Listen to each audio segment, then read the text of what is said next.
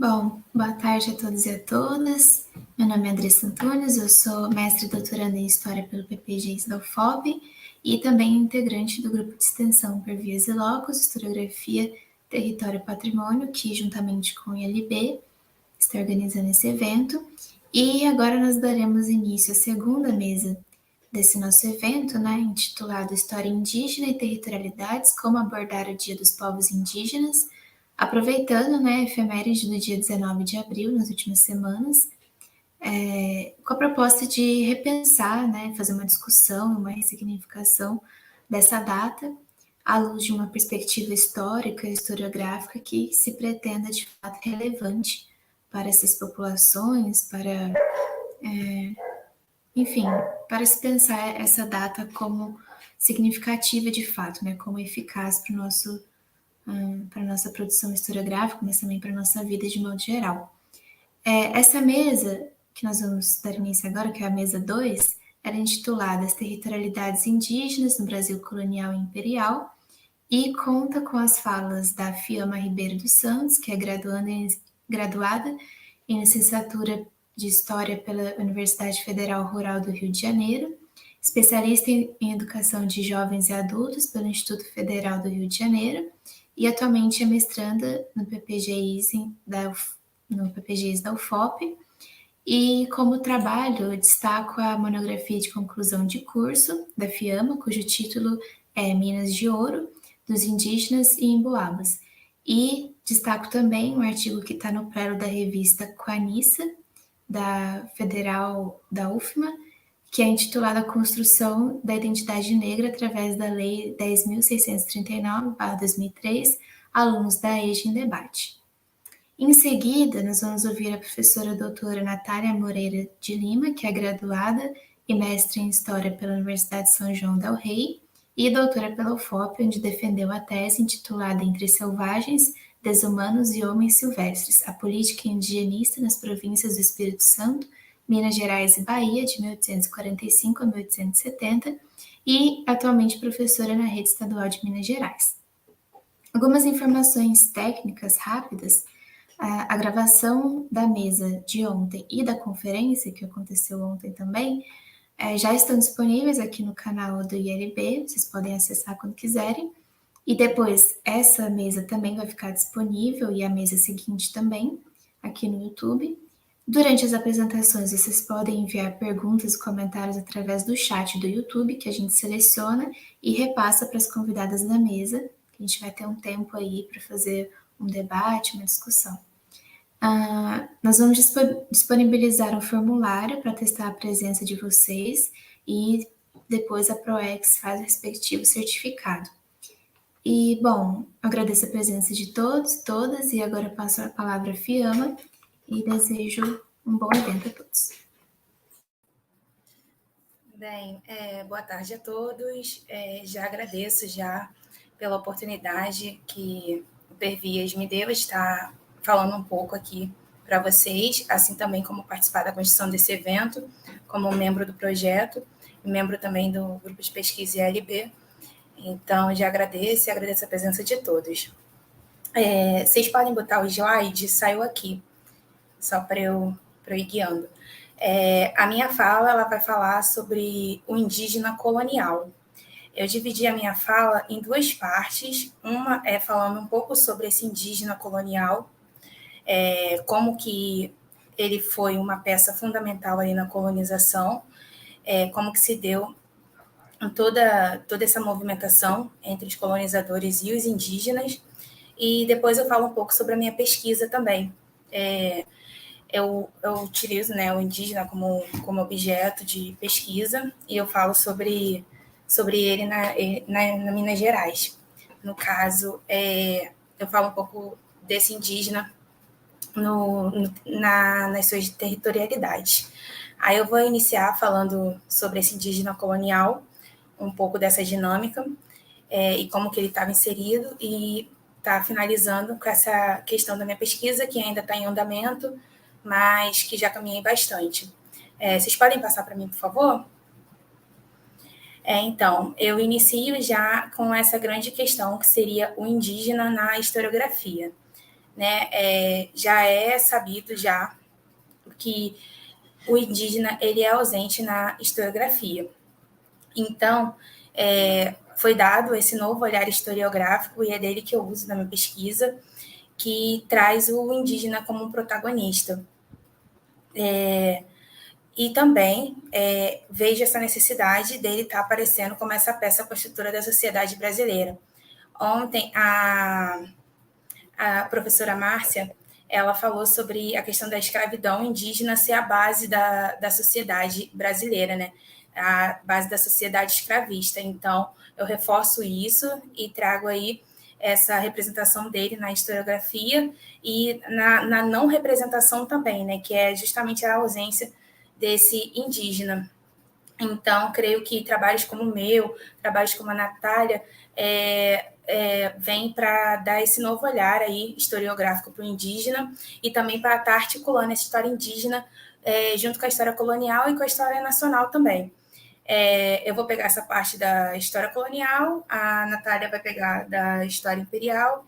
Então, a intenção é justamente estar conhecendo um pouco desse indígena e estar até mesmo desmitificando algumas coisas, porque o indígena colonial ele é visto muitas vezes como folclórico, né? E com bastante estereótipos. Então, essa é a intenção de estar desconstruindo e estar trazendo algumas coisas. E estar trazendo principalmente o indígena como um agente social. Pode passar, por favor. Aí eu entro nessa questão da dominação e da colonização, porque o indígena ele sempre foi visto pelo colonizador como alguém que deveria ser dominado e seria também usado para colonização. Essa dominação ela foi feita de várias maneiras, inclusive com a ajuda da igreja, que a gente conhece, né, através da Companhia de Jesus, da catequização e dos jesuítas. Mas esses aldeamentos jesuíticos que foram construídos, toda essa catequização foi todo um processo onde houve muita negociação também com estes indígenas. Eu falo mais à frente um pouco disso, mas havia, sim, negociação, havia resistência também da parte dos indígenas, então houve uma troca nessa questão da dominação. Inclusive, alguns aldeamentos jesuíticos eram permitidos em diálogos com as autoridades ali indígenas, e também os projetos eram conforme os indígenas eles colaboravam ou negociavam. Não, apesar dos colonizadores imporem aquilo dali, mas havia essa resistência e essa negociação da parte dos indígenas. Aí a gente sabe que essa dominação e essa colonização, ela foi feita, né, aculturando, trazendo essa conversão e suprimindo também essas identidades. Então, o cristianismo era visto como um modelo universal ali, a religião universal, o modelo a ser seguido, e principalmente o modelo europeu. Então, o que o europeu queria era justamente estar convertendo esse indígena a seu espelho, ao seu reflexo. Queria que o indígena se tornasse o modelo europeu, que é justamente por eles considerado o certo. Aí a gente entra nessa questão do etnocentrismo, né, onde eles se consideravam superior. E usaram de toda essa forma de dominação para estar colonizando esses indígenas. Muitas vezes, através a catequização, né, foi um dos principais pontos, essa questão da conversão da religião, e muitas vezes, ao serem catequizados, ao serem batizados a esta nova religião, eles ganhavam novos nomes cristãos, né? Então, é assim, muitas vezes que eles são encontrados nas fontes. Eu vou falar um pouco disso mais à frente, não vou me antecipar, justamente para a gente seguir aqui um raciocínio. Pode passar, por favor. Aí eu trouxe algumas vertentes dessa resistência, dessa negociação, algumas maneiras que eram feitas. Aí o famoso escambo, né, que a gente conhece, que a gente ouve falar desde a educação básica, ali nos livros didáticos, como se fosse um escambo de troca realmente era, porém, muitos indígenas não aceitavam. Então, logo, os colonizadores eles perceberam que isso não seria tão fácil assim. Não seria apenas tipo, presentear ou trocar da maneira mais simples como a gente vê. Então, havia negociação e esse indígena ele atuava ali. Alguns autores também até falam que, dependendo do território, havia mobilidade social também entre esses indígenas e nessas relações com os colonizadores. Não eram tão passivos, esse regime de escambo, de troca, não era tão simples assim como é falado. Quando os colonizadores viram que teriam dificuldades, foram criados outros sistemas ali para dominação e para negociação com esses indígenas. E eles não eram passivos, né? Muitos deles, e reafirmavam também as identidades. Então, mesmo que houvesse essa tentativa de supressão identitária através da catequização, da aculturação, mas eles estavam ali sempre a todo momento tentando reafirmar essas identidades. Claro que, quando eu falo de populações indígenas, não é algo homogêneo, isso é óbvio. Então, era conforme ali os grupos indígenas, mas essa agência social ela é presente ali. E quando eu penso a minha pesquisa e quando eu penso em indígena colonial, eu quero justamente dar esse novo olhar a ele, esse novo olhar de agente social, de estar enxergando ele como um ator ali, como alguém que atua, como alguém que esteja ali inserido naquela sociedade atuante. Aí você pode passar, por favor. Aí ele, como agente social, né, ele era mão de obra em diversas atividades que permitiam a subsistência colonial. Então, o que a gente percebe é essa utilização aí, né, essa escravidão indígena, realmente como base da nossa sociedade colonial, e desde sempre ela utilizada para permitir que essa sociedade ela existisse, ela subsistisse, no caso, né? Então, a maioria das atividades produtivas dali da colônia tinham esse indígena atuante. Então, o que só reforça essa questão da agência social do indígena e até mesmo essa questão da participação na economia ali também dessa construção dessa sociedade colonial. E antes da colonização, o indígena, a organização do trabalho dele era baseada na divisão simples, né? Homens na caça e mulheres na agricultura. E também havia até mesmo resistência devido a essas atividades, as diversas atividades que eles eram alocados ali, que eles eram obrigados, escravizados ou administrados, né? Como dizem, eles não se acostumavam, não se habituavam a muitas atividades.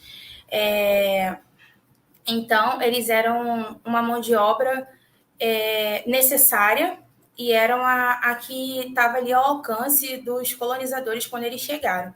A colonização, no início, ela era territorialista, então era baseada na dominação de territórios, e ali eles se adequavam àquela ferramenta, àquela mão de obra que estava disponível ali para eles. E dentro desse processo todo, as novas relações sociais eram construídas, assim como entre os indígenas e esses colonizadores ali naquele recém-território, como também entre os indígenas e os negros africanos, que nós vamos ver mais à frente, que é um pouco que eu falo na minha pesquisa. Aí você pode passar, por favor. Aí eu continuo aqui fazendo essa questão entre o indígena e o colonizador, mostrando como que o colonizador se usava desse indígena, né, se apossava. Ele usou muitos dos conhecimentos, muitos dos caminhos, dos mapas e das técnicas indígenas nesse processo de colonização. Havia essa interação, essa negociação, como eu já falei, mas assim, os indígenas eles eram sempre prejudicados. Muitos autores mostram isso, que por mais que houvesse negociação, mas eles sempre eram designados ali ao trabalho compulsório. Então, até mesmo quando não havia escravidão, havia o trabalho compulsório. Então, eles sempre serviram ali ao colonizador, a não ser os que não se submetem a isso, mas aí a gente entra na questão da guerra justa, que foi falada ontem pela professora Márcia. Eu não vou me alongar, porque justamente já foi um assunto que foi um pouco falado, e senão eu vou ultrapassar do tempo. Aí outra questão também que é levantada por alguns autores é a questão das doenças que eram trazidas pelo colonizador, e os indígenas seriam mais suscetíveis a essas doenças do que os negros africanos, que é como a gente vai ver um pouco mais à frente.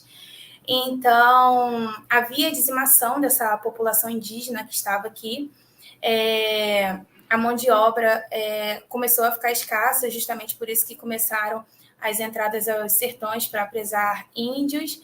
E então, uma das teorias, né, defendidas pelos autores seria eles serem suscetíveis a essas doenças. A relação entre o indígena e o colonizador, ela sempre foi baseada no interesse do colonizador dominar o indígena. Em momento algum, o indígena sairia ganhando ali com essa intenção do colonizador. E o colonizador sempre teve essa visão de aculturação mesmo, de considerar o indígena alguém a ser aculturado, alguém a ser aperfeiçoado, adestrado, e que se equipare ali à cultura dele, que até então, né, ele considera que seja a única, né, a superior. Então, para o colonizador, é quase uma missão, uma missão, assim, até mesmo divina, né, porque sabemos que a igreja ela justificava todas essas ações para estar aculturando esse indígena. Aí vocês podem passar, por favor. Aí eu entro nessa questão da escravidão indígena para já ir me encaminhando para a grande questão que eu trabalho na minha pesquisa. A escravidão, ela cria, né, nessa América Portuguesa um caráter mercantil de abastecimento interno, e o indígena ele se torna essa força de trabalho para suprir essa demanda de mão de obra ali interna da colônia, justamente para estar fornecendo ali, estar nessas atividades de subsistência. Então, se inicia, né, na verdade, aumenta essa questão do apresamento indígena, somente que essa escassez de mão de obra que ocorre com o tempo.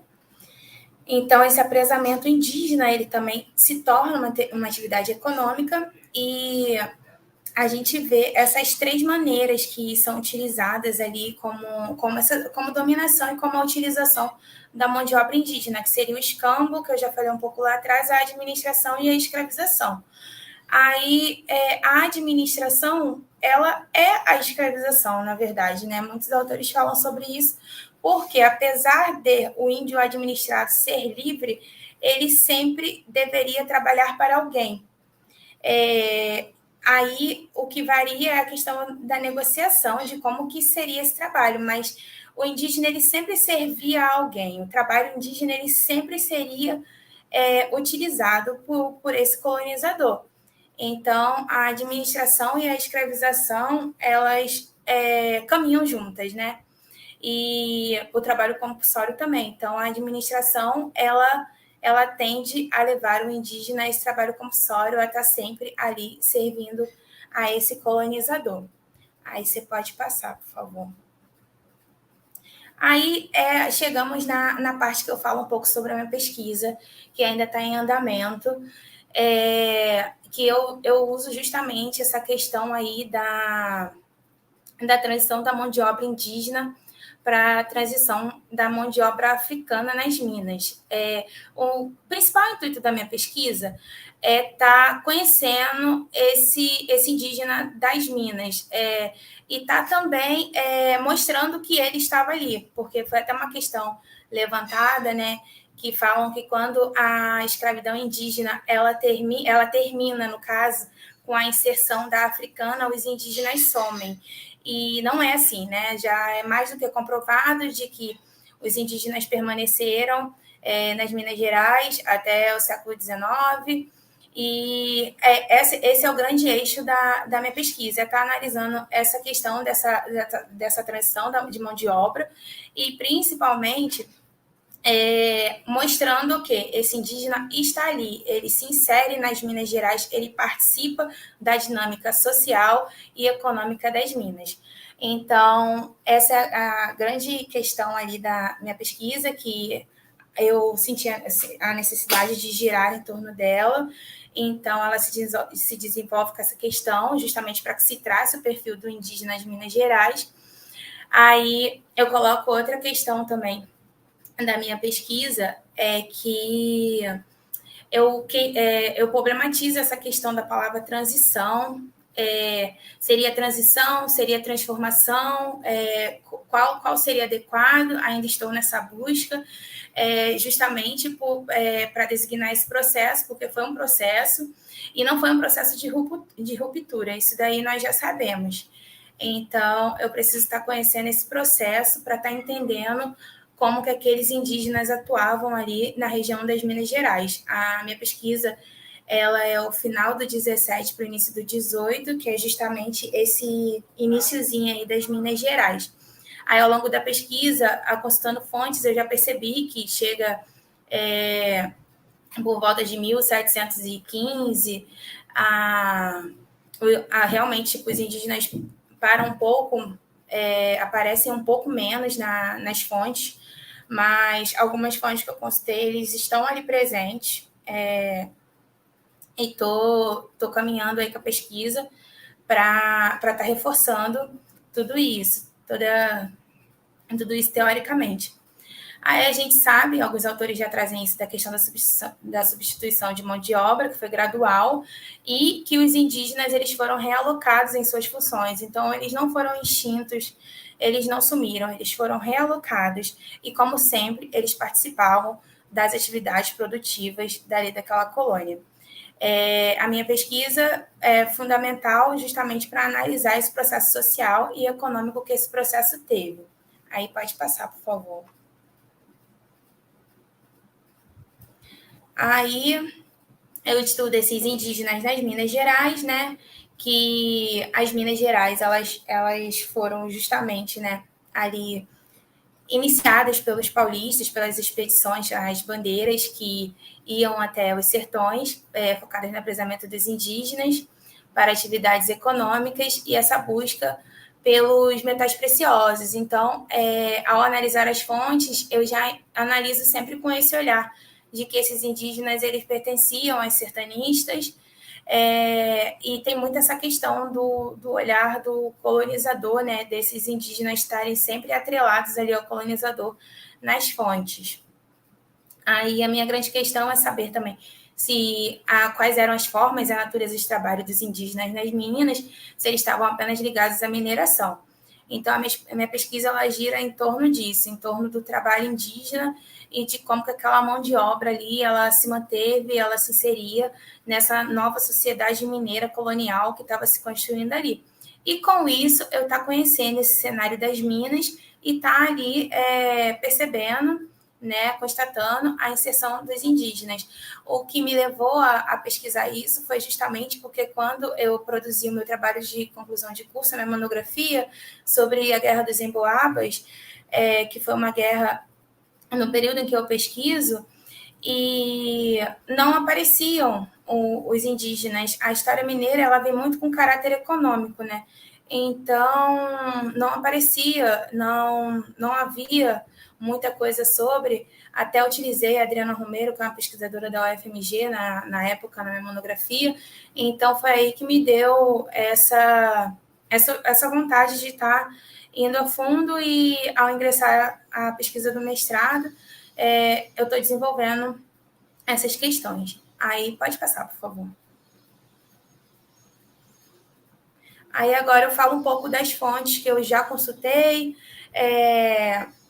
aí que trazem também essa questão do apagamento do indígena, essas narrativas pelo olhar do colonizador.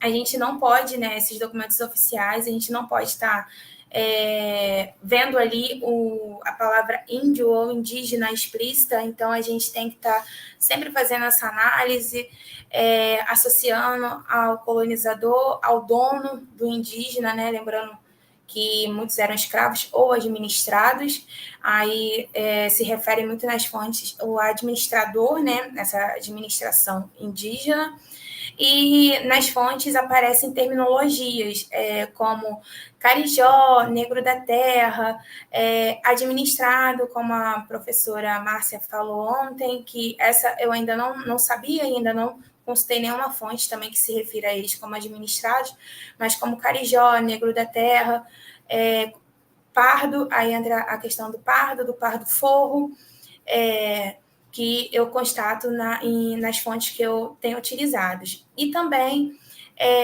eles, após batizados, eles são vistos como nomes cristãos e portugueses, né? Nomes que eles levavam ao serem convertidos. Então, quer dizer, é um verdadeiro quebra-cabeça estar encontrando esses indígenas nas fontes consultadas. Aí pode passar, por favor. Aí essas são as listas de fontes e arquivos que eu já usei na minha pesquisa e que eu estou usando. Aí eu estou usando testamentos, inventários, registros paroquiais e cartas. Eles aparecem, já consegui estar localizando alguns indígenas através dessas terminologias, nos registros paroquiais e cartas, dependendo da fonte. Por exemplo, as fontes que eu consultei no Arquivo Nacional, que são cartas, explicitamente se referem a índios. Então, eu consigo localizar esse indígena e já visitei alguns desses arquivos, tem mais alguns, mas eu não quis me alongar. E assim eu vou partindo para o final da minha apresentação.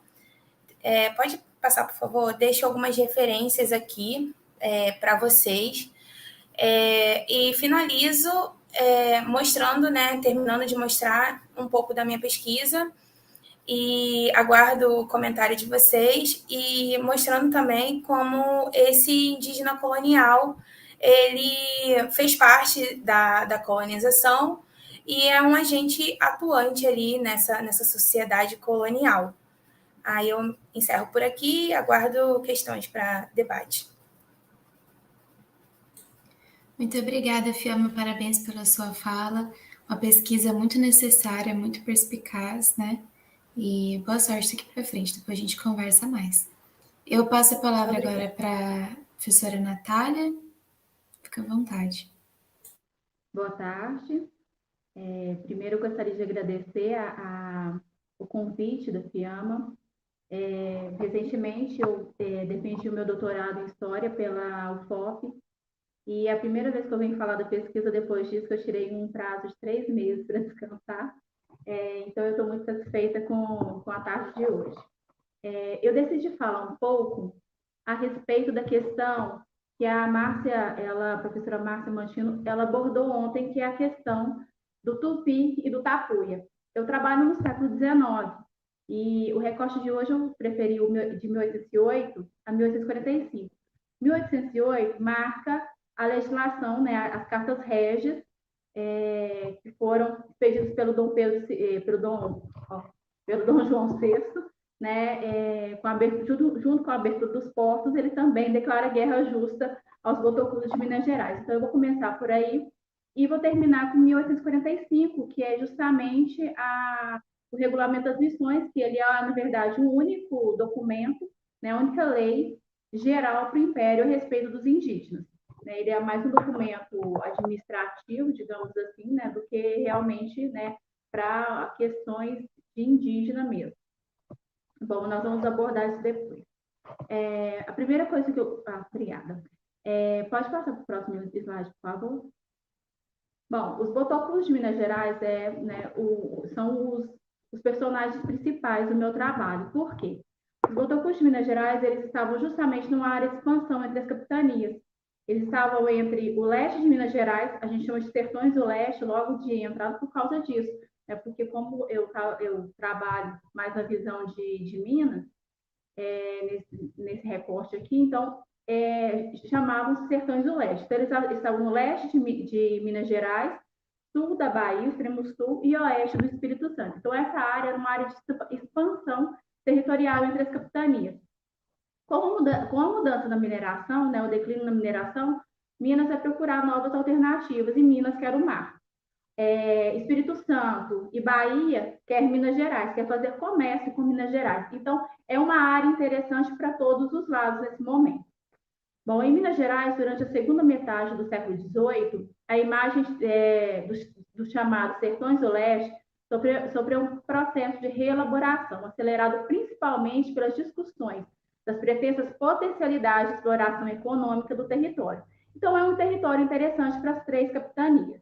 As barreiras naturais impostas, né? E com essas barreiras naturais, cachoeiras, densidade das matas, se mistura também a imagem que criaram do botocudo, como sendo indolente, selvagem, antropófago, e toda essa imagem, né, que é o tapuia, que é a imagem do tapuia, do selvagem, que está no período colonial, ela vai ser transportada e, né, inserida na imagem para o botocudo. Por quê? Porque o botocudo ele vai ser colocado como inimigo nesse lugar. Ele é o errante, ele é o que dificulta a entrada, né, para o governo, obviamente, dificulta a entrada desses colonos, mas é porque o governo ele tem um interesse nessa região.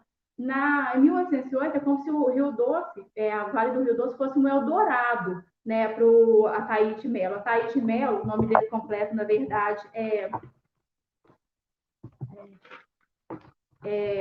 Pedro Maria Xavier de Ataíde Melo. Ele era governador da capitania na época, e antes das cartas régias de 1808 serem expedidas, o Ataíde Melo ele manda a correspondência, a documentação para o Dom João, e informando a situação do lugar, porque ele quer explorar aquela região, porque ele quer uma conexão com o litoral.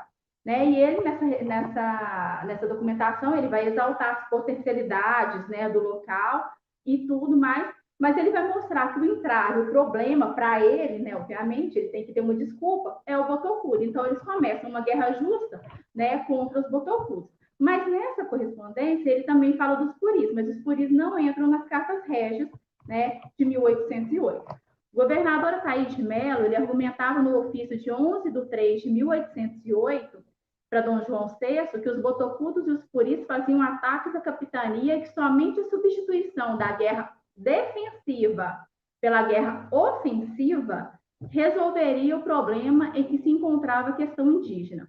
Ataíde Melo cita vários governadores que o antecederam e tece elogios aos que usaram de violências e ergueram presídios para cercear as populações indígenas, principalmente os botocudos, alvo de sua sanha na época.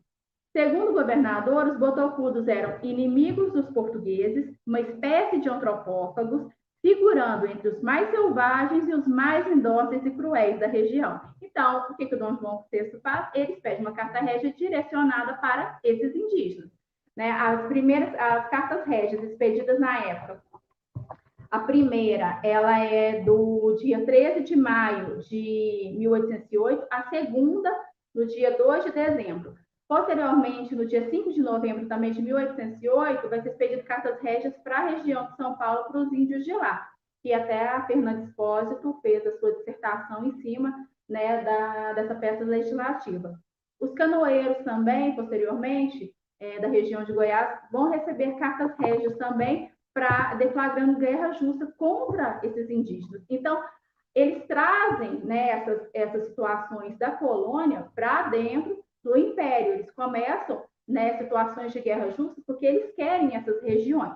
E o interessante aí é que esse processo de trazer essas concepções aliado e selvagem, aliado, aldeado, manso, civilizado, isso daí, essas peças, elas vêm da época da colônia e elas entram na época do Império, né, com Dom João, depois do Dom Pedro I, pelas questões de que eles não abandonam a prática, a letra, né, a lei ela pode mudar, mas a prática anti-indígena ela não muda. Né? Então, o trato com o indígena ele não muda.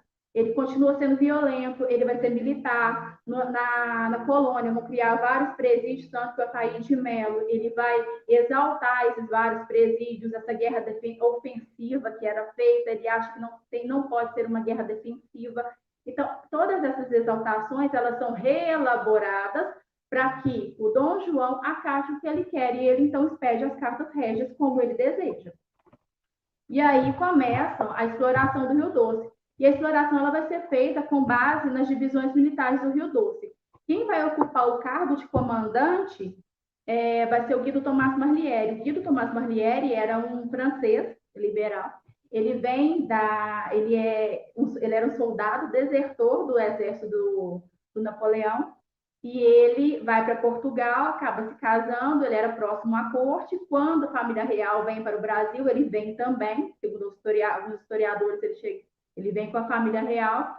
Ele se instala na corte, só que ele causa muitos problemas, ele era uma figura controversa e complicada de lidar, ele falava muitas verdades sem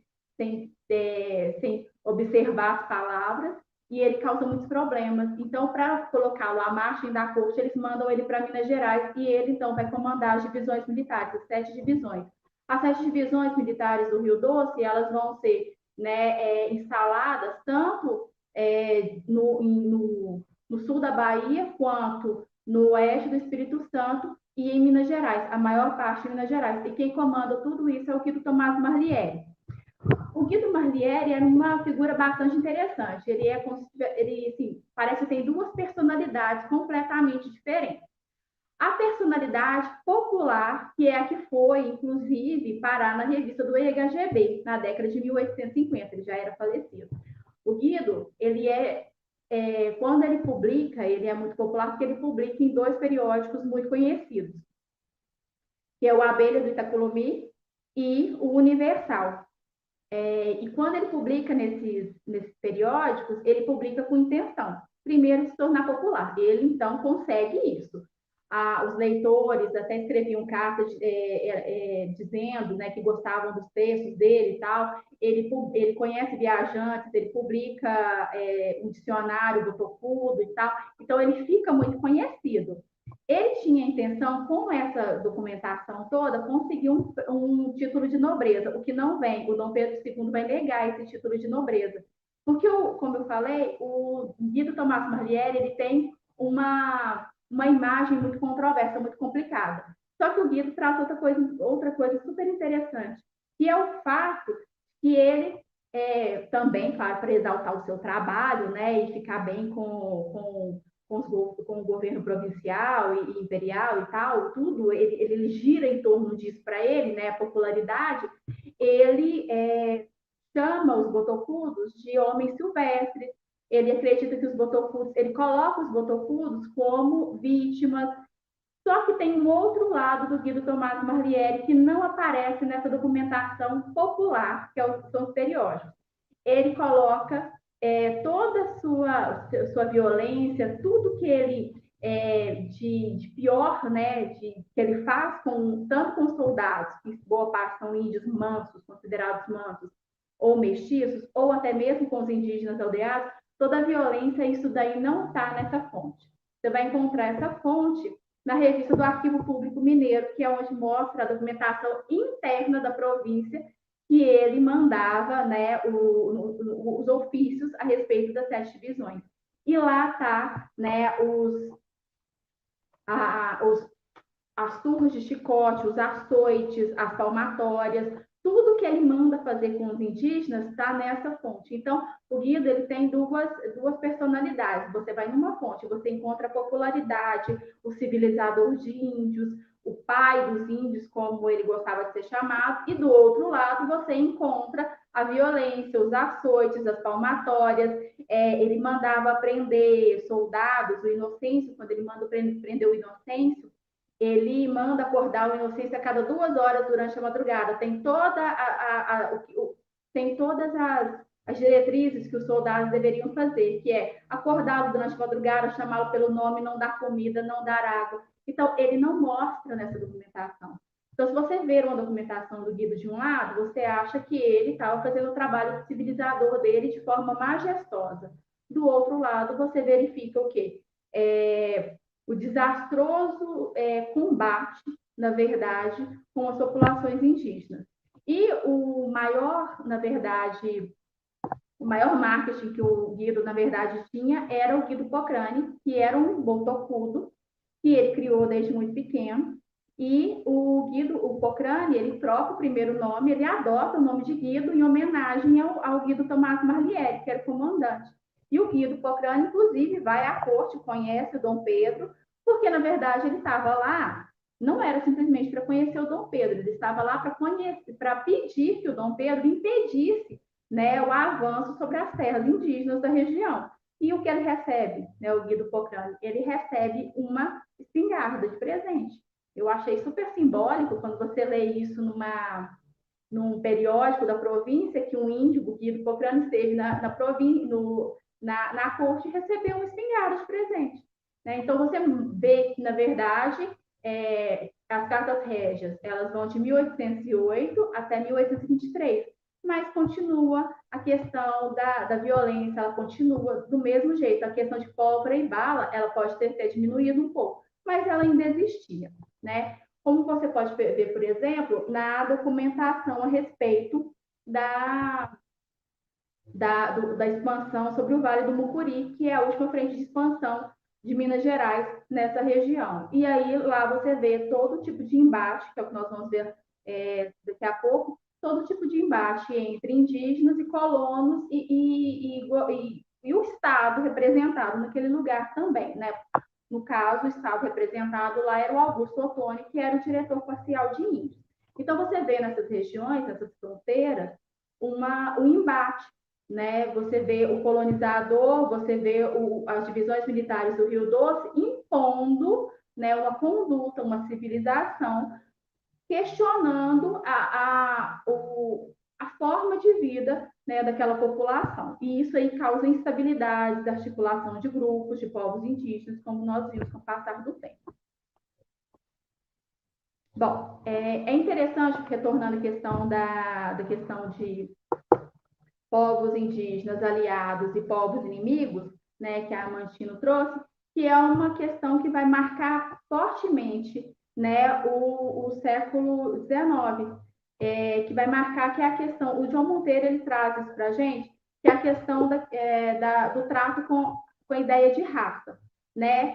Existiam duas vertentes dentro da corte, que primeiro eram as raças antropológicas. Pelas raças antropológicas ou históricas, né, eles deveriam, na verdade, ter o índio aliado. Nesse índio aliado era uma forma positiva de ver esse indígena. Nessa forma positiva de ver o indígena poderia vir a fazer parte, então, do povo. Do povo, não, da questão nacional. A questão nacional é o tupi. O tupi é o índio que não está vivo. Né? Aquele que não está na fronteira é aquele que não está causando problemas. Por outro lado, na questão de inferioridade moral, de inferioridade física, que é a segunda questão, já vem a questão do botocudo, que seria um representante do tapuia, e ele tem que desaparecer, segundo as diretrizes da época. Por quê? Até mesmo no início da República, isso vai ser visto que, por exemplo, o Couto de Magalhães, o general Couto de Magalhães, ele vai trazer isso. Ele vai trazer a ideia de que as raças indígenas elas teriam que se adaptar ou desaparecer. No caso, para ele, que é muito parecido também a ideia que está no IHGB, com o Von Martins, que fala que o índio tem que ser absorvido pelo poderoso rio de sangue português, né? Quando ele aparece, o Couto de Magalhães, por exemplo, lá já no final do Império, ele fala que as raças indígenas, o futuro delas era a mestiçagem. Né? Para ele, é o branqueamento do Brasil, para ele, elas vão desaparecer. Então, para ele, e ele também acredita que a herança do mestiço, o problema dele está na herança que ele traz no sangue, que é o índio. Então, você vê todo um questionamento, uma direção de que o índio é indolente ou o índio é inferior. Então, tudo isso daí, todos esses pensamentos levam a peças legislativas, que no caso aqui Em 1845, nós tivemos o Regulamento das Missões. O Regulamento das Missões ele é direcionado para índios errantes, principalmente. Né? E o Regulamento das Missões ele é interessante por quê? Pode passar, por favor, para o regulamento? O próximo. Não, é o outro. Não, acho que é o seguinte. Isso. O Regulamento das Missões é de 1845. O objetivo dele era evangelizar. Ele foi, o regulamento ele simplesmente surge. Ele vai surgir, né? Ele brota na documentação do nada e ele brota justamente na documentação do Conselho de Estado. É lá que ele vai ser votado. Não existem discussões a respeito do Regulamento das Missões de 45, nem na Câmara, nem no Senado. Mas, em 1842, estava sendo discutida a vinda de missionários. Escolheram os capuchinhos, dentre os vários citados na documentação, escolhem os capuchinhos. Em 45, eles já estão legislando com o regulamento das missões. O interessante aí é o seguinte, em 1850, nós temos a lei de terras. Então, são leis que vão vir uma atrás da outra, porque elas fazem parte, né, de todo um processo, de toda uma situação voltada para o indígena. Não é que o indígena não tem importância, né? O indígena, na verdade, ele tinha importância, mas é a terra e em alguns lugares de expansão ele tem importância na mão de obra. Então, essas peças, elas vão sendo criadas e colocadas, né, de uma forma onde a mão de obra ela vai ser utilizada de alguma forma desse indígena. Porque o índio não desaparece na paisagem. Naquele lugar tido, considerado pelos colonos ou pelo Estado como civilizado, o índio não desaparece na paisagem. Ou ele está como pescador, ou ele está como um trabalhador ali, ele está lá. Né? Só que como a área já não é uma área de conflito mais, então ele tende a desaparecer na documentação, que é uma coisa que a gente vai ver muito no século XIX, na segunda metade do século XIX. Eu estudei na dissertação de 1808 a 1845, e na tese eu fiz de 1845 a 1870. Tem mais documentação antes do regulamento das missões do que depois do regulamento das missões, mas isso é uma estratégia. Documentação nos arquivos, você vai ver ela escasseando e o índio desaparecendo.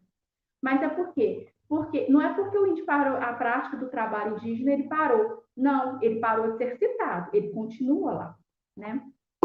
Bom, retornando à questão do regulamento das missões, é uma peça, então, que tinha o objetivo de evangelizar, povoar o território e, né, isso poderia ser por via de comércio, de casamento principalmente. Então, a ideia deles era pegar o índio, juntar com o colono ao redor.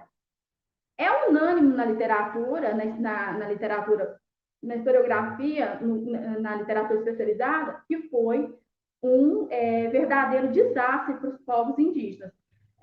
É equivocado também atribuir para o segundo reinado, mesmo no discurso paternalista, a utilização do Guido Tomás Marliere, a imagem dele, né, eu trabalhei isso melhor na tese, eles utilizam a imagem do Guido Tomás Marliere dentro do IHGB, da revista do IHGB, depois eles usam também a imagem do Teófilo Otoni, como, né, seguindo o trabalho do Guido Tomás Marliere, como se isso aí tivesse sido uma maravilha e tudo tivesse dado muito certo, tivesse sido um sucesso. Na verdade, o que houve foi mais instabilidade, principalmente na região do Mucuri, tanto que quando Mosqueira, em 1860, se torna diretor-geral de Índios, ele, na documentação que estava arquivada dentro da diretoria, ele descobre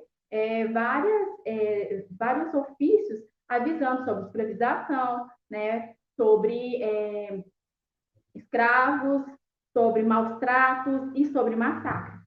Né? Então, ele começa a fazer o levantamento dessa documentação e apesar de acontecer em 1850, mentira, apesar de acontecer na década de 1860, ela só é denunciada na década de 1870.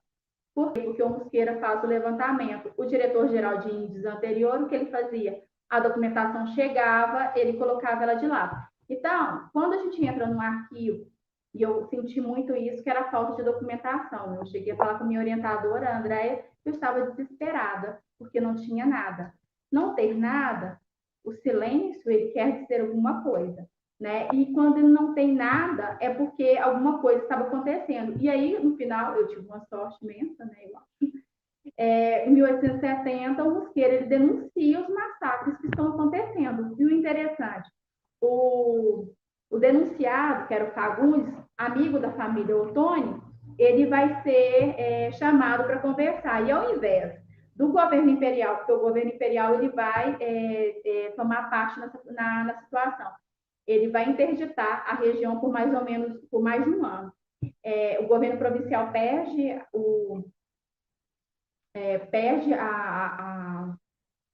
como eu posso dizer, perde, sim, eles não tinham mais jurisdição sobre o lugar e vai para o governo imperial. O governo imperial, ao invés de fazer a investigação, eles contratam a pessoa que era o denunciado, que era o Fagundes. O Fagundes foi denunciado por 3 grandes massacres na região. Inclusive, um desses massacres matou mais de 40 indígenas, sendo mulheres e crianças de 2 anos. O Augusto Ottoni, diante dessa situação toda, que era o diretor parcial da região, ele foge, vai para o cerro e fala que não volta. E é daí que a situação começa a ser investigada. Então, o que a gente consegue perceber dentro da documentação, né, a respeito do regulamento das missões? É que os aldeamentos do regulamento, eles, na verdade, serviram como mananciais de terra indígena, mananciais de mão de obra indígena. O que estava acontecendo o Estado utilizava essa mão de obra para abertura de estradas, porque eles não pagavam por abertura. Às vezes eles pagavam algum engenheiro para ir lá e verificar o lugar.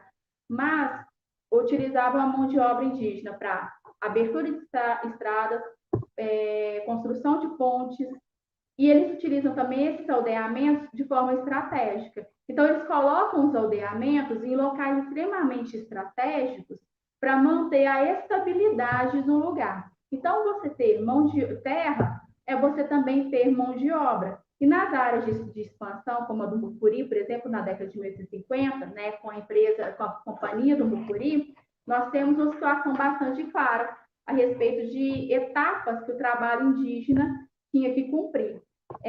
Primeiro, de forma bastante geral, o índio, né, quando ele está o indígena, quando ele está numa região de exploração, de expansão, né, ele é visado como mão de obra barata. Ele é a primeira mão de obra que está ali.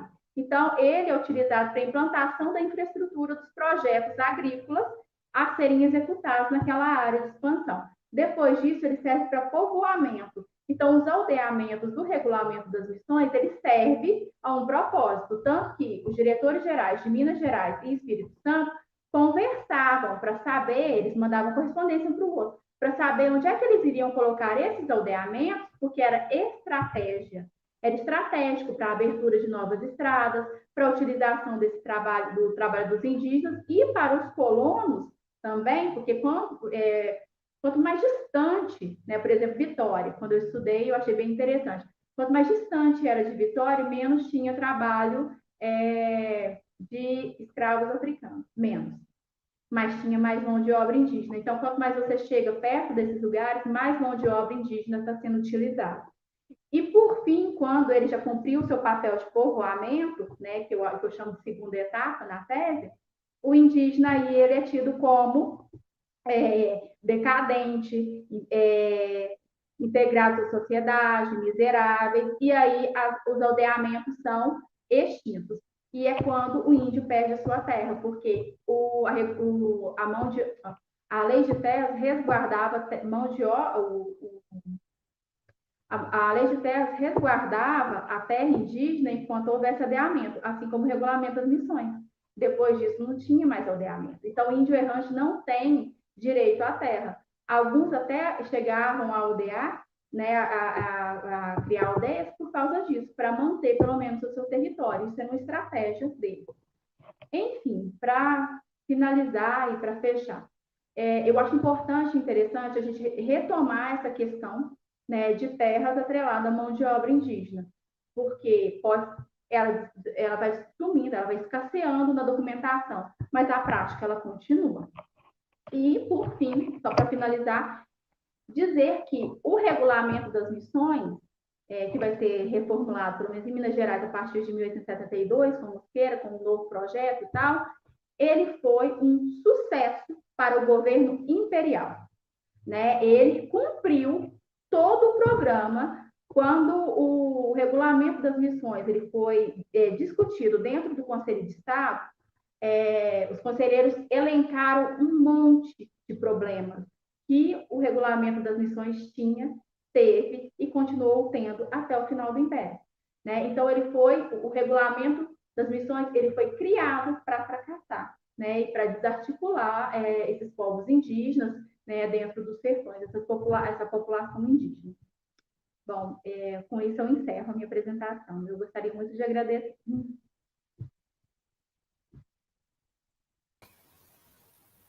Obrigada, Natália. A gente que agradece e parabéns pela defesa recente, né? Um trabalho de muito vulto. E, bom, eu vou abrir aqui alguns comentários, algumas perguntas que eu fiquei pensando, mas para a gente conversar mesmo, né? Para Fiamma, eu não sei se eu me perdi um pouco, se você puder, ou se faltou mesmo. Qual que é o seu recorte, assim, os anos certinho que você trabalha? Eu trabalho de 1690 a 1736. Você pode falar um pouquinho por que você escolheu esse recorte para quem está acompanhando? Sim, então, 1692, mais ou menos, é quando se iniciam as primeiras notícias das minas. Aí foi devido a isso, 1736, por causa do regimento das minas. Aí, e também na documentação, não queria me estender tanto, e como eu falei, mais ou menos 1715, 1720, esses indígenas diminuem. Aí entra nessa questão também que a Natália falou, né? De que eles não aparecem na documentação, mas eles estavam lá. Entendi. E aí, essa articulação, né? Pensar essa transição para o né, você mesmo falou que transição talvez não seja o melhor termo, mas a própria inserção, né, do trabalho da mão de obra africana, aí esse período também te satisfaz bem, assim, você vai trabalhar com esse recorte Sim, mesmo. sim, é exatamente esse o período da transição, né, do processo. E, inclusive, aí remete à mesma fala de ontem da Márcia, de quando a gente fala em escravidão, a gente só pensa inicialmente na africana. Então, eu trago aí a indígena para estar mostrando essa base. E também, quando a gente pensa no início das Minas Gerais, a gente pensa no escravo africano e não no indígena, né? Então, justamente por isso que eu trabalho esse início aí. Uhum. Outra coisa que eu fiquei pensando é se você pretende, assim, se tem documentação para isso, você está no início, né, do mestrado agora. Eu estou no segundo ano aí, me Ah, encaminhando sim. nessa transcrição de fontes aí, justamente por Aham, isso que eu venho acompanhando, descobrindo cada vez mais. entendi.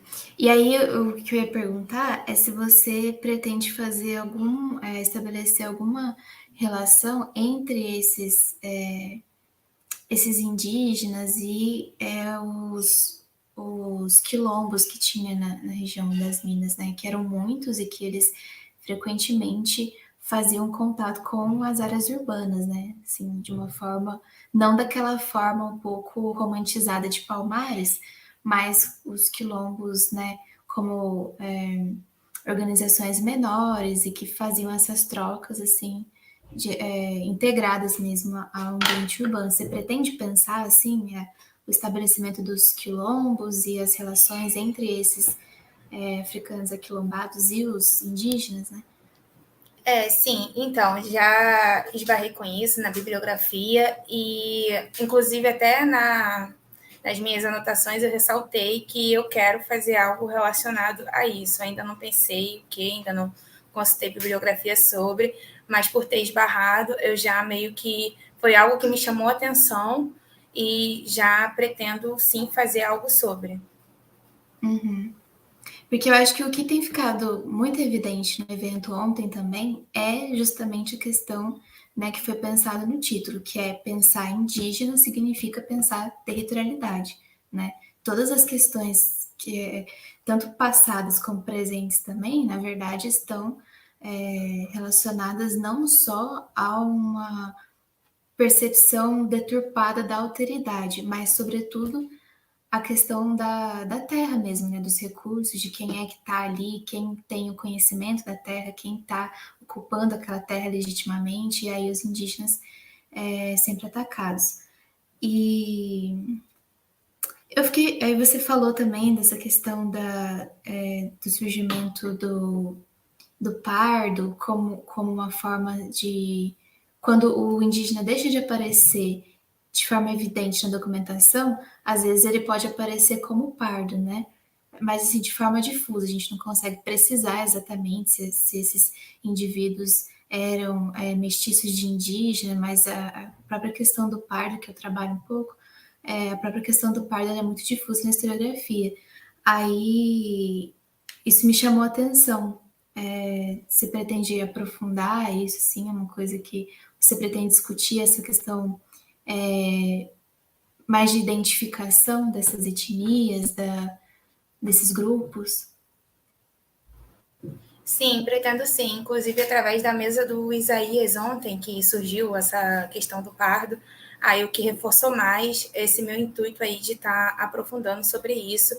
E justamente isso, né? Porque quando eu vejo o pardo forro nas fontes, a gente tem que levar em consideração todo o contexto e mais algumas coisas por causa dessa mestiçagem. A gente não sabe se é realmente do indígena, se é algum mestiço ou algo ali, então eu pretendo tá aprofundando nisso.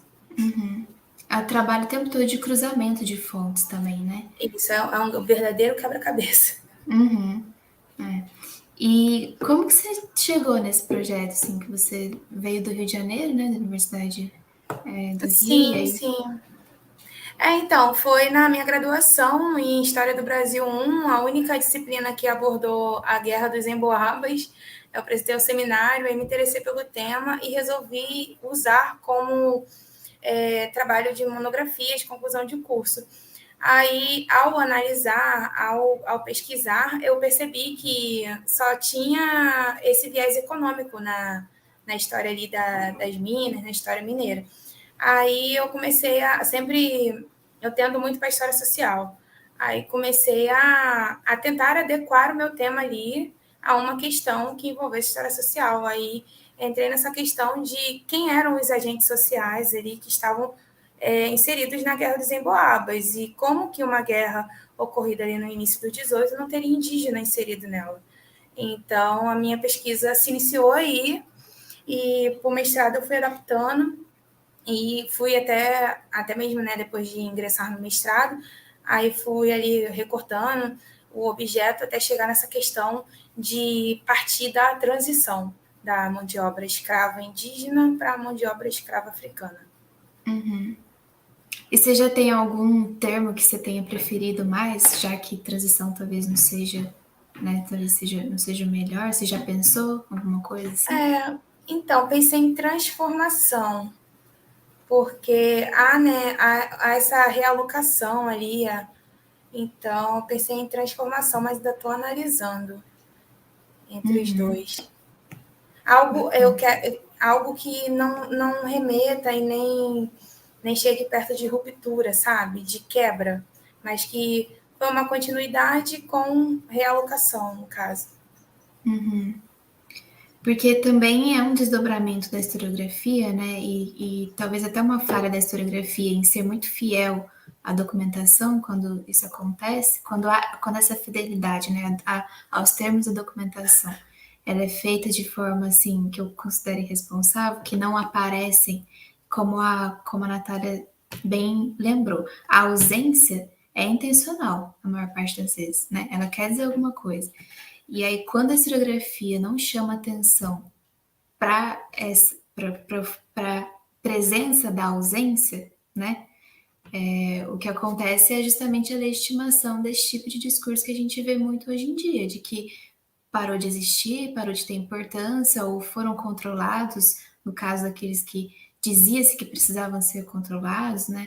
Então, acho que é um trabalho fundamental isso que você está fazendo, de pensar mesmo nesses termos, porque, né, e aí, claro, a gente vem também de uma historiografia aí, mas atenta à utilização dos termos, né, enfim, preocupações do giro linguístico e tudo mais, e acho que é um trabalho fundamental de tornar evidente, né, que a ausência significa alguma coisa e que o termo ruptura ele tem um desdobramento prático, né, na nossa percepção do passado, na nossa, em como a gente vai encaminhar também os nossos objetivos, né, as nossas aspirações enquanto sociedade. Isso é fundamental e às vezes talvez passa despercebido, né? A gente não repara que há um termo que diz que quer dizer tal coisa, na verdade ele tem uma implicação que pode ser muito negativa no futuro.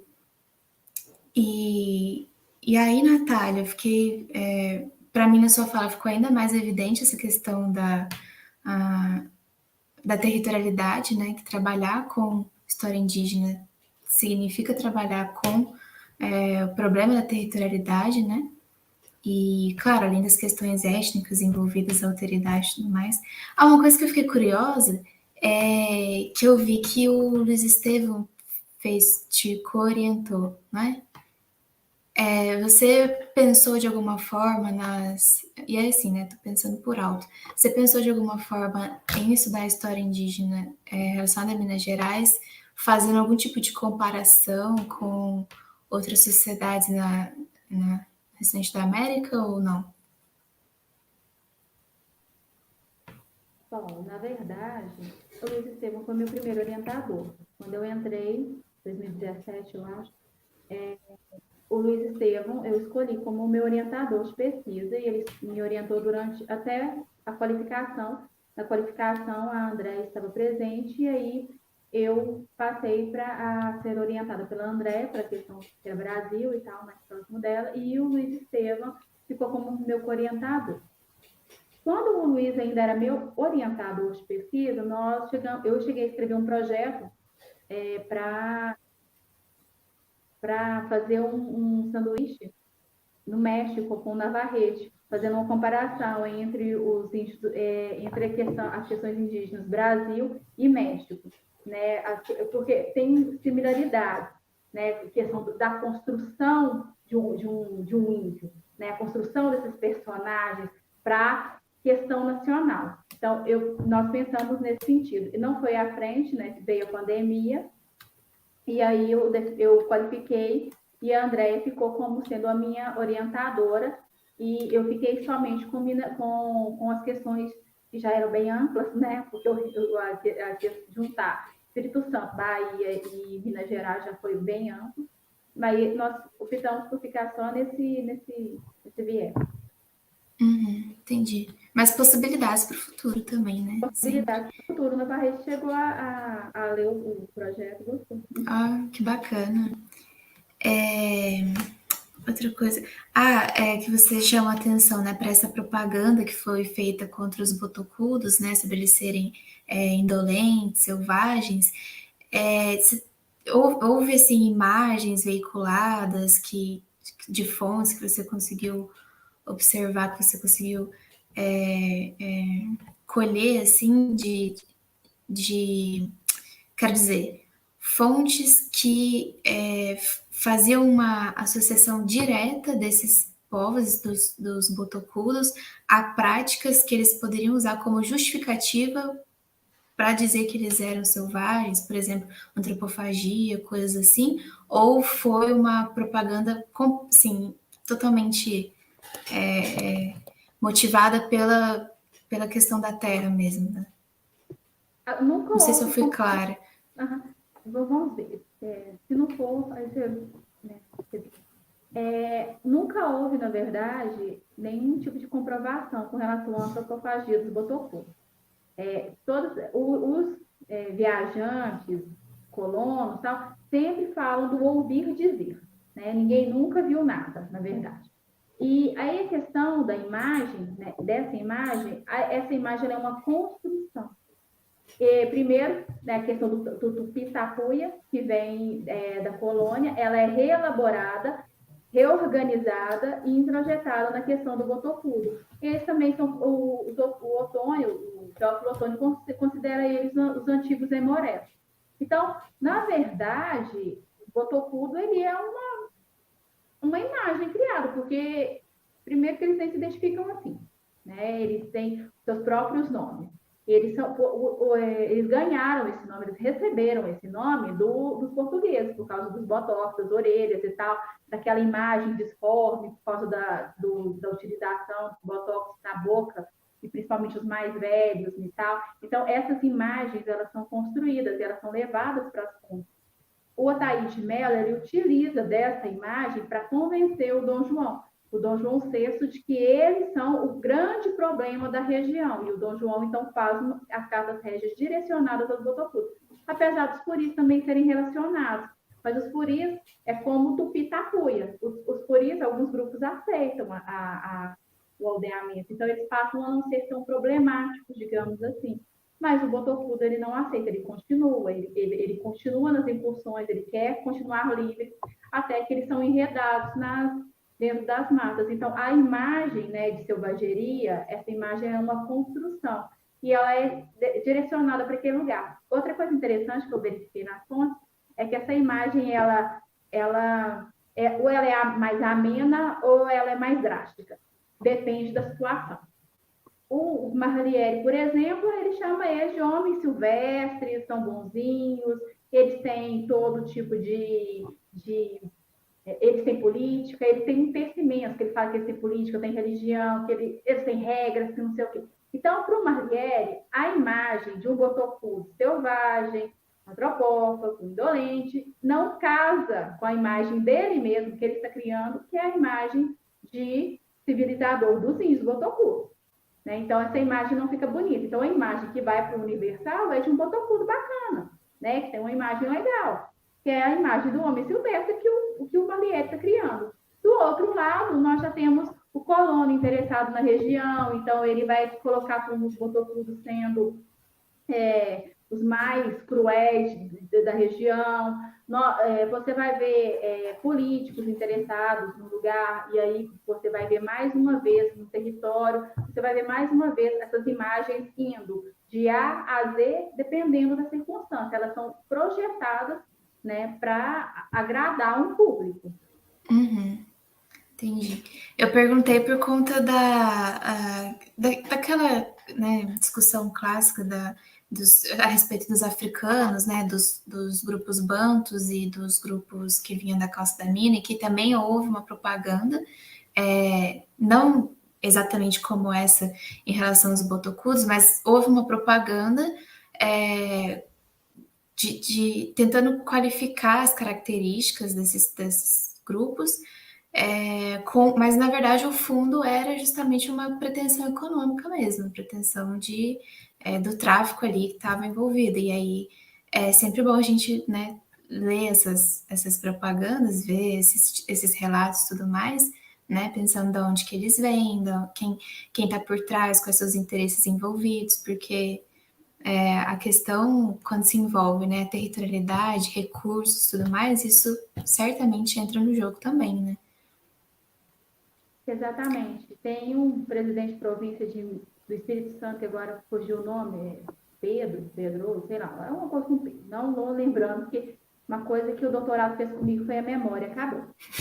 Não lembro de nomes, não lembro mesmo, acabou, sumiu. No máximo, eu lembro do sobrenome e olha lá. E esse presidente de província, ele tinha interesse numa região. E essa região vão instalar um aldeamento para ele conseguir povoar e trazer estabilidade para o lugar. Então, ele não tem interesse em colocar aqueles índios como sendo, os aldeados, pelo menos, como sendo os piores do planeta. Né? Ele quer aquela região, ele tem um motivo para estar ali. E uma coisa interessante que a Andréia, quando ela se tornou minha orientadora, ela perguntou, mas eu não entendo interesse nessa terra e tal.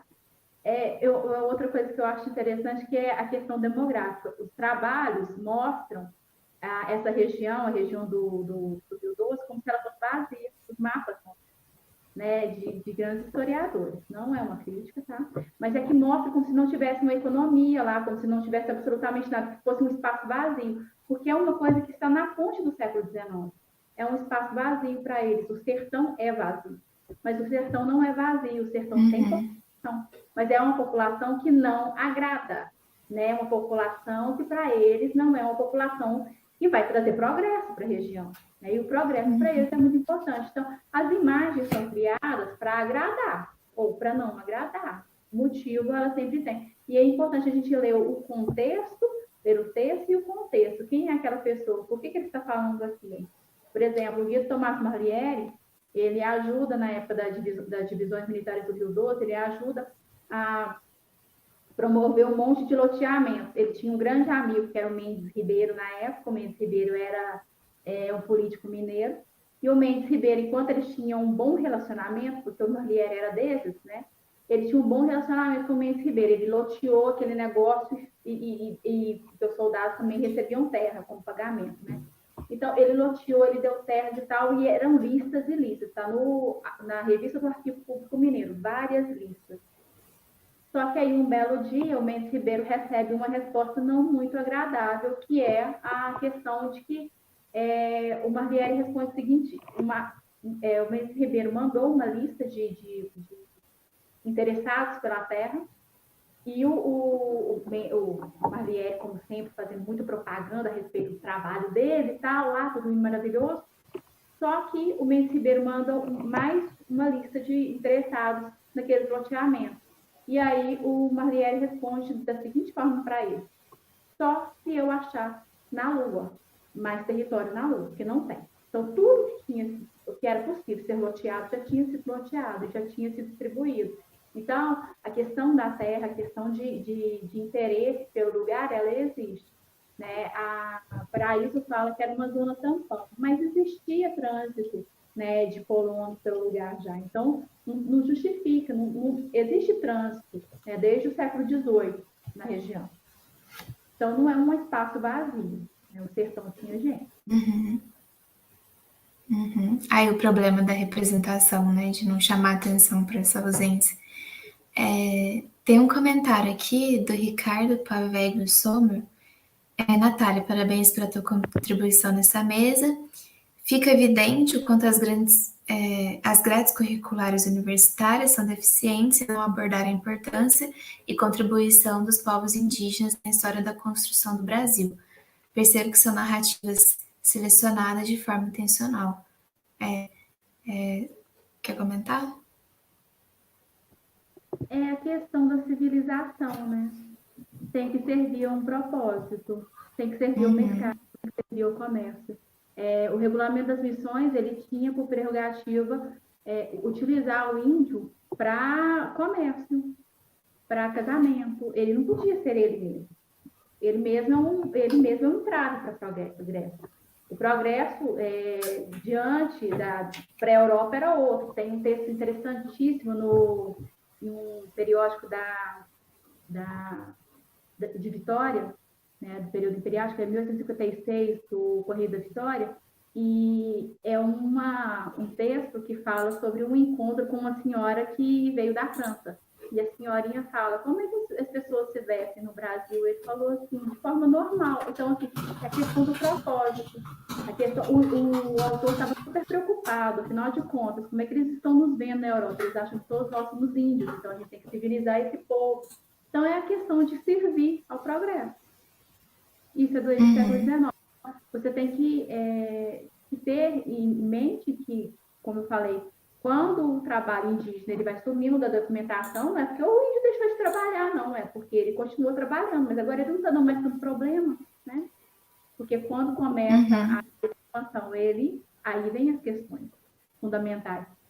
O Augusto Ottoni, por exemplo, ele foge da região do Mucuri e vai se refugiar no Cerro. Ele larga, ele abandona o cargo dele, ele fala que ele não vai voltar, ele manda a documentação que ele não vai voltar, porque os índios estão ao redor. e os índios estão instáveis.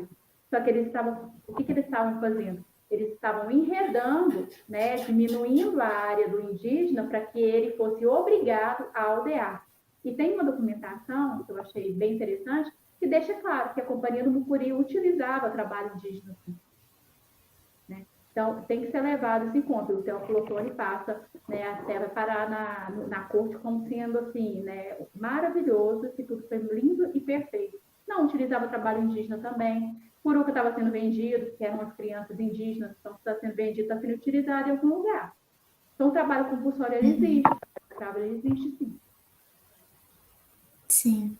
Mas se sobrepõe a ideia de controle, né? De tutela, de controle, e aí só volta a aparecer, só aparece mesmo quando há algum problema, né? Fiamma, você quer. A questão do parecer Pode falar, Natan. Não, a questão do parecer é mais fácil o silenciamento, né? Você silenciar, é como se não existisse. Fiamma, você quer comentar uma questão? Ou a questão do Ricardo também? Sim, eu queria comentar um pouco essa questão da Natália, que eu estou até produzindo um artigo sobre a respeito desse indígena imperial, né, no caso, e o que ela me fez refletir com essa fala dela, que eu ainda não tinha questionado, é justamente nesse artigo e nas leituras que eu tenho feito, toda essa ausência do indígena na construção nacional, Estado-nação e da identidade nacional. Só que aí, quando eu me refiro à negociação, lá atrás, no período colonial, eu me refiro ao indígena aliado, né? Porque a gente sabe que havia muita guerra, até mesmo entre grupos indígenas daqueles que não aceitavam. Então, aí, levando agora para o período imperial, aí eu fico analisando que os botocudos nunca seriam aquele indígena que seria inserido ali nessa Constituição Nacional, né? Eu fiquei aqui me perguntando isso, refletindo sobre isso através da fala dela. Então, quer dizer, a gente pensa nessa questão do indígena para a Constituição Nacional, para a identidade nacional, mas qual, né? Então, seria sempre aquele indígena submisso que estaria ali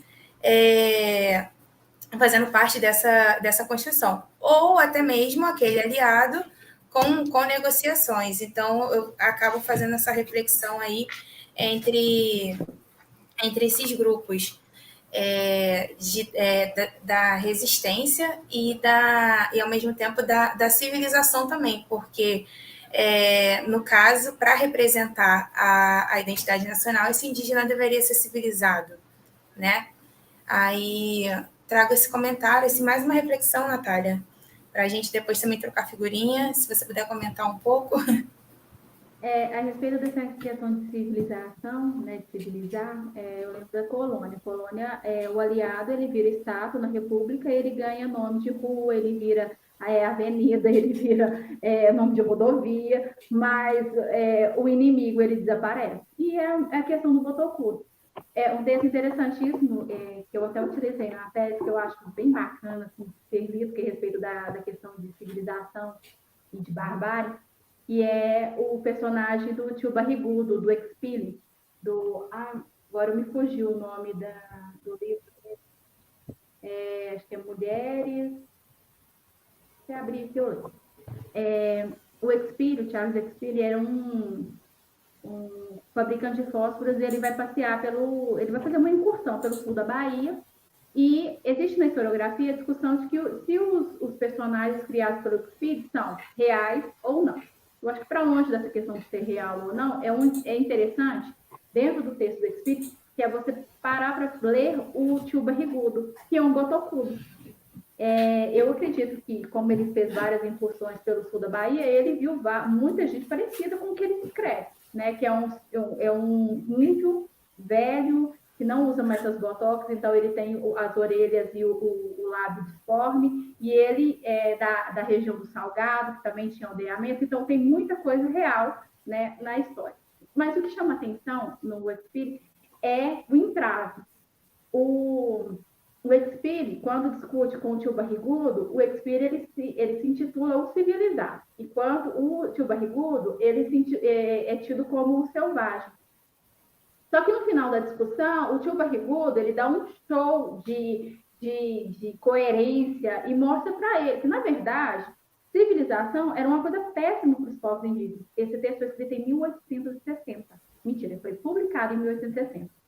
E ele dá um show de explicação para o espírito que a civilização foi péssima para os povos indígenas. Massacrou, dizimou, desarticulou, tirou eles dos seus territórios, expoliou terras. Então, foi um grande problema. E esse texto foi escrito em 1860. O regulamentar em vigor, tudo estava acontecendo ainda. Né? Então, e o texto é muito bacana porque, no final, o tio Barrigudo fica como, na verdade, um civilizado, enquanto que o português que está aqui, os colonos e tal, na verdade, é que são selvagens. Né? Eles promoveram toda uma degradação ambiental, eles promoveram a desarticulação desses povos indígenas. Então, eles são o problema. Nossa, muito interessante. Eu não conhecia. Acho que se você puder mandar para a gente depois, muito legal. Por favor, também não conhecia. O livro Mulheres e Costumes do Brasil.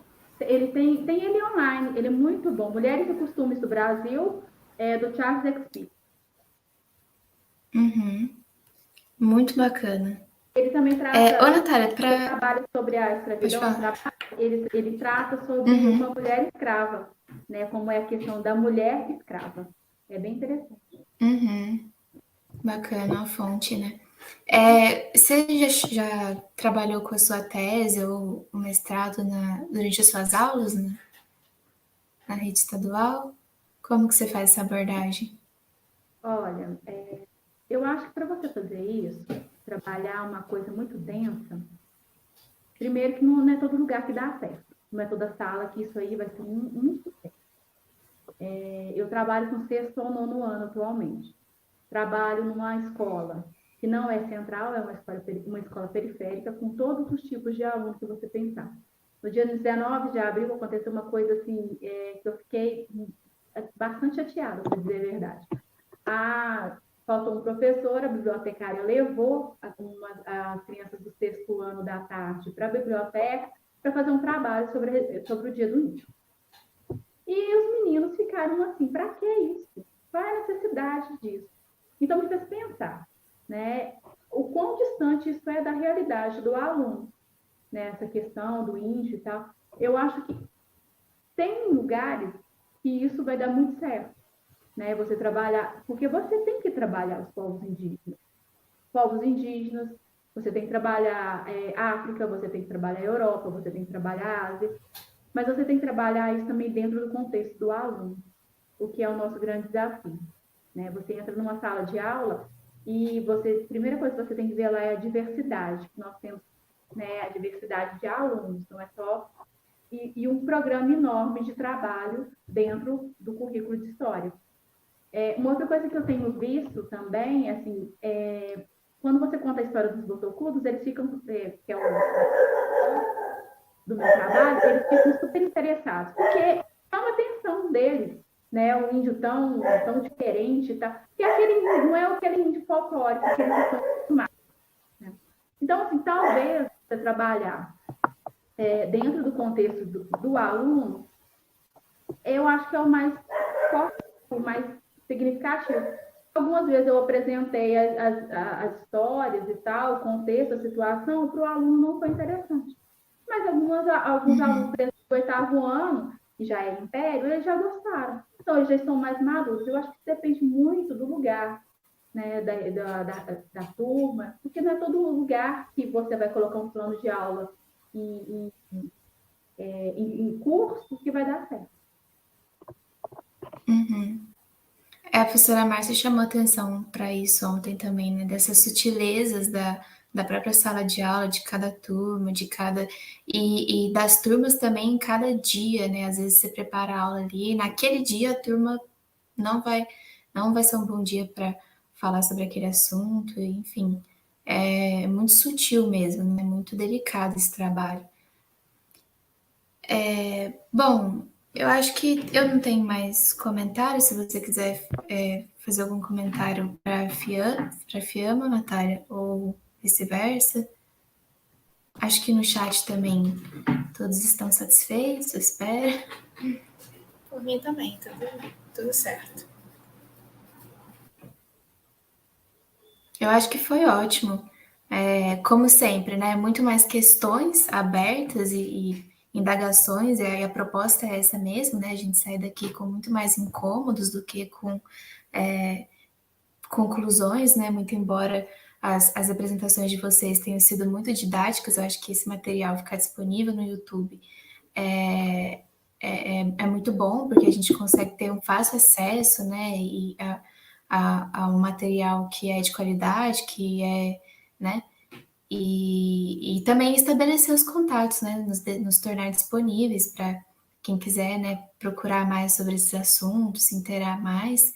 E é essa, né, a nossa proposta, trazer mais incômodos do que conclusões de fato. Então, acho que tá indo bem. E, bom, das 18 às 20, nós teremos a última mesa, que é a mesa 3, intitulada Indígena e suas representações, do livro didático Atividade Extensionista, com o professor Dr. João Paulo Peixoto Costa e a Helena Azevedo Paulo de Almeida, que é mestra e doutoranda pelo PPGIs da UFOP. Bom, agradeço muito, primeiro, a Natália e a Fiamma por terem aceitado participar dessa mesa. Foi maravilhoso essa conversa nossa. E nos tornamos disponíveis também, Natália, para outros contatos futuros. A gente vai conversando aí para mais projetos juntos. E boa sorte também nas próximas pesquisas, nas dificuldades também diárias da nossa atividade, que é a educação, né? Sobretudo nesses anos, enfim. E, bom, é isso, agradeço em nome do Pervias, também do professor Francisco Andrade, que é coordenador do projeto, e a gente se vê na próxima mesa e mantendo contato daqui para frente também. Obrigada a todos que nos acompanharam até aqui e até mais tarde.